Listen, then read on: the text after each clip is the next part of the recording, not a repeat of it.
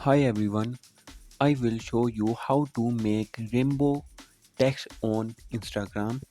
Open the Instagram app, swipe right, then take a picture, then tap the A icon on the top and type a sentence.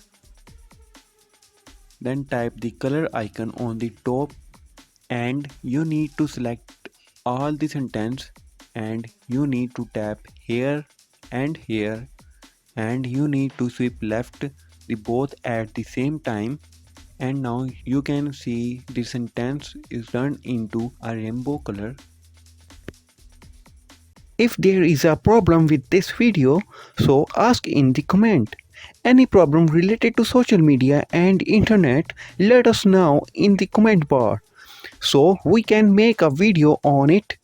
Please like this video and press the bell icon for any update.